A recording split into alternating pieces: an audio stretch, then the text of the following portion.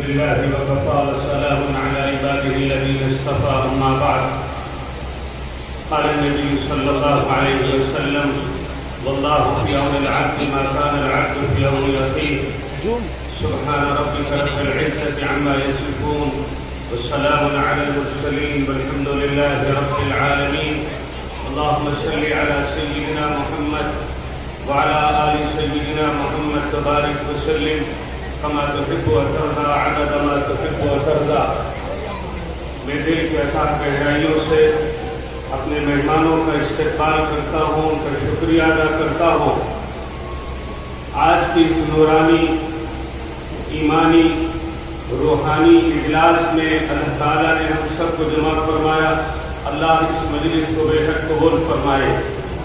ہمارے ناظرین صاحب شاید بھول گئے، انہوں نے کہا کہ افتتاحیہ کلمات کہنا، استقبالیہ کلمات کسی اور کے نام پہ لکھے تھے، اس لیے میں افتتاحی بات بھی کرنا چاہتا ہوں.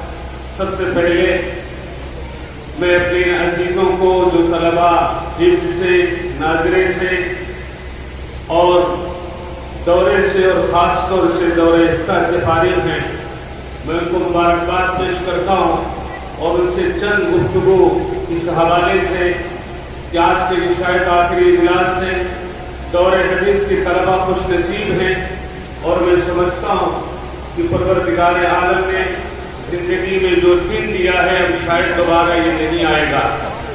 یادس کہا کرتا ہے کہ شادی دوبارہ ہو سکتی ہے، حج کو دوبارہ جا سکتے ہیں، گھر کی خوشی دوبارہ مل سکتی ہے، لیکن فراغت کی خوشی زندگی میں ایک بار ملتی ہے. آپ خوش نصیب ہیں کہ ایسے ادارے میں خلیج بنگال سے لے کر عرب ساگر تک جس کی خدمات ہیں اور اس ادارے میں جس ادارے میں بیٹھ کر بڑے بڑے اکابر نے پڑھایا ہے، ایک صاحب نسبت جو خطیب بھی ہے، جو ادیب بھی ہے، ادارے کا سربراہ بھی ہے، صاحب نسبت بھی ہے، ایسے عظیم شخصیت کی شاگردی آپ کو ملی اور آج آخری حدیث بھی اپنے استاد سے آپ پڑھیں گے. میں سب سے پہلے آپ سب عزیزوں کو مبارکباد پیش کرتا ہوں اور دورے اور خاص طور سے افتتاح کے طلباء سے چند گزارشات کرتا ہوں.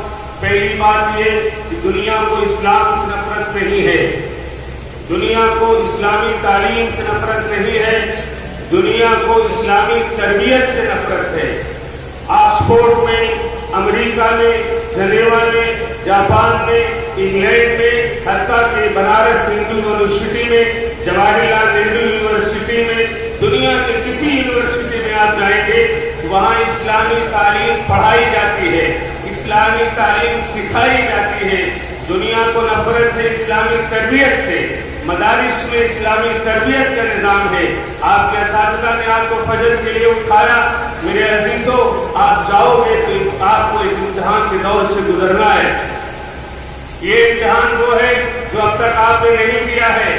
آپ کے کاپی میں کچھ کم زیادہ لکھا ہوگا، آپ کے اساتذہ نے آپ کو پاس کر دیا ہوگا، لیکن جس دور سے آپ گزرنے جا رہے ہیں چند باتوں کا آپ کو خیال رکھنا ہے.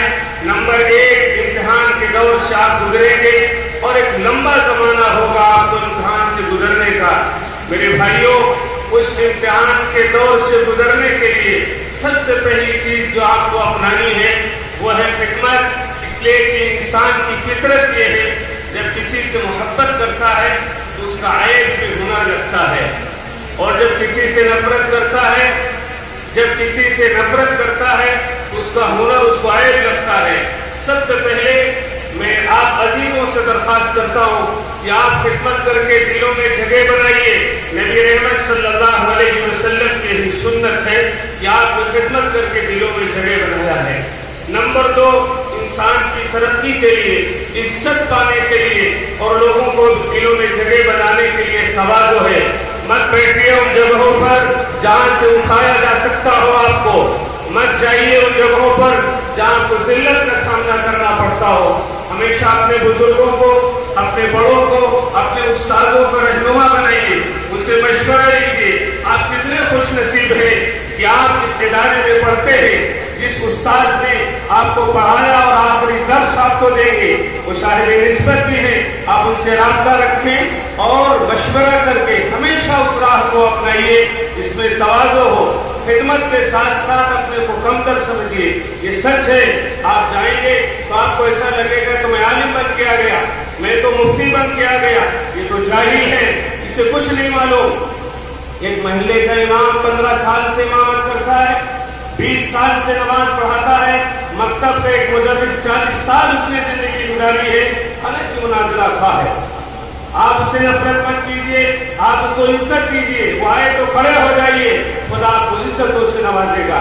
میرے بھائیوں، خدمت کر کے، تواضع کر کے، بڑوں سے رابطہ کر کے اگر آپ زندگی گزاریں گے تو آپ عزت پائیں گے۔ اور آخری بات، میں اپنی زندگی کے نچوڑ اور یہاں آگاہ میں بیٹھے ہیں، شاید آپ کو یہی بتائیں گے کہ اگر آپ نے اپنے بڑوں سے رابطہ نہیں رکھا، اپنے بڑوں کی بات آپ نے نہیں مانی، پھر سنیے، اگر آپ نے بڑوں سے رابطہ نہیں رکھا اور اپنے بڑوں کی آپ نے نہیں مانی تو آپ کو ناکامی سے کوئی نہیں بچا سکتا۔ آپ کی سمجھ میں آئے یا نہ آئے، لیکن یہ طے کر لیجیے کہ جو بڑے کہیں گے اس کو ہم مانیں گے، اور جس ادارے میں پڑھا ہے، جن اساتذہ سے پڑھا ہے، ان کے ساتھ خیر خواہی کریں گے۔ آخری بات یہ ہے کہ آپ یہ طے کریں کہ ہم نفع پہنچائیں گے۔